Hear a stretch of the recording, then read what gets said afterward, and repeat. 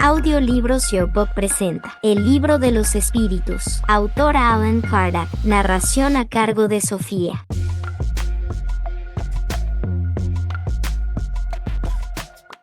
Capítulo 4. Principio vital. Seres orgánicos e inorgánicos. La vida y la muerte. Inteligencia e instinto. Seres orgánicos e inorgánicos. Los seres orgánicos son los que tienen en sí una fuente de actividad íntima que les da la vida. Nacen, crecen, se reproducen por sí mismos y mueren. Están provistos de órganos especiales para cumplir los diferentes actos de la vida y apropiados para satisfacer las necesidades con miras a su conservación. Dichos seres son los hombres, los animales y las plantas. Los seres inorgánicos son los que no tienen vitalidad ni movimientos propios y solo se forman mediante la agregación de la materia. Tales son los minerales, el agua, el aire, etc. La fuerza que une los elementos de la materia es la misma en los cuerpos orgánicos y en los inorgánicos. Sí, la ley de atracción es la misma para todos. ¿Hay alguna diferencia entre la materia de los cuerpos orgánicos y la de los cuerpos inorgánicos? Es siempre la misma materia, pero en los cuerpos orgánicos está animalizada. ¿Cuál es la causa de la animalización de la materia? Su unión con el principio vital. El principio vital reside en un agente particular o no es más que una propiedad de la materia organizada. En una palabra, es un efecto o una causa. Es lo uno y lo otro. La vida es un efecto producido por la acción de un agente sobre la materia. Ese agente, sin la materia, no es la vida, así como la materia no puede vivir sin ese agente. Este da la vida a los seres que lo absorben y lo asimilan. Hemos visto que el espíritu y la materia son dos elementos constitutivos del universo. El principio vital conforma un tercer elemento. Sin duda es uno de los elementos necesarios para la constitución del universo. No obstante, su fuente es la materia universal modificada. Para vosotros es un elemento como el oxígeno y el hidrógeno. Con todo, ninguno de ellos es un elemento primitivo, pues todos proceden de un mismo principio. Parece resultar de ahí que el principio de la vitalidad no es un agente primitivo distinto, sino una propiedad especial de la materia universal, que se debe a ciertas modificaciones de dicha materia. Es la consecuencia de lo que hemos dicho. El principio vital reside en alguno de los cuerpos que conocemos. Su fuente es el fluido universal. Es lo que vosotros llamáis fluido magnético o fluido eléctrico animalizado. Es el intermediario, el lazo entre el espíritu y la materia. El principio vital es el mismo para todos los seres orgánicos, sí, modificados según las especies. Es lo que les da movimiento y actividad y los distingue de la materia inerte, pues el movimiento de la materia no es la vida. La materia recibe ese movimiento, no lo da. La vitalidad es un atributo permanente del agente vital o solo se desarrolla por el funcionamiento de los órganos. Solo se desarrolla con el cuerpo. No hemos dicho que ese agente sin la materia no es la vida. Se necesita la unión de ambos para producir la vida. ¿Se puede decir que la vitalidad se halla en estado latente cuando el agente vital no está unido al cuerpo? Sí, así es. El conjunto de los órganos constituye una especie de mecanismo que recibe su impulso de la actividad íntima o principio vital que existe en ellos. El principio vital es la fuerza motriz de los cuerpos orgánicos. Al mismo tiempo que el agente vital da impulso a los órganos, la acción de los órganos mantiene y desarrolla la actividad del agente vital, más o menos como el frotamiento genera calor. La vida y la muerte. ¿Cuál es la causa de la muerte en los seres orgánicos? El agotamiento de los órganos. ¿Se podría comparar a la muerte con la cesación del movimiento en una máquina descompuesta? Sí, cuando la máquina está mal armada, el mecanismo se rompe. Cuando el cuerpo está enfermo, la vida se retira de él. ¿Por qué una lesión del corazón, más que la de algún otro órgano, causa la muerte? El corazón es una máquina de vida. Sin embargo, no es el único órgano cuya lesión ocasiona la muerte. Es nada más que una de las piezas esenciales, en que se convierten la materia y el principio vital de los seres orgánicos cuando estos mueren. La materia inerte se descompone y forma nuevos seres. El principio vital vuelve a la masa. Muerto el ser orgánico, los elementos que lo conforman sufren nuevas combinaciones que forman nuevos nuevos seres. Estos extraen de la fuente universal el principio de la vida y de la actividad, lo absorben y lo asimilan para devolverlo a esa fuente cuando dejan de existir. Los órganos están, por decirlo así, impregnados de fluido vital. Ese fluido confiere a todas las partes del organismo una actividad que opera en ellas el restablecimiento en caso de que tengan ciertas lesiones, y restablece funciones momentáneamente suspendidas. No obstante, cuando los elementos esenciales para el funcionamiento de los órganos están destruidos o profundamente alterados, el fluido vital es impotente para transmitirles el movimiento de la vida, y entonces el ser muere. Los órganos reaccionan necesariamente, en mayor o menor medida, unos sobre otros. De la armonía del conjunto resulta su acción recíproca. Cuando una causa cualquiera destruye esa armonía, sus funciones se detienen, como el movimiento de un mecanismo cuyas piezas esenciales están descompuestas, como un reloj que se gasta con el tiempo o se desarma por accidente, y cuya fuerza motriz es impotente para hacerlo funcionar. Encontramos una imagen más exacta de la vida y la muerte en un aparato eléctrico. Como todos los cuerpos de la naturaleza, ese aparato contiene electricidad en estado latente. Los fenómenos eléctricos solo se manifiestan cuando el fluido es puesto en actividad por una causa especial. Entonces se podría decir que el aparato está vivo. Cuando la causa de la actividad cesa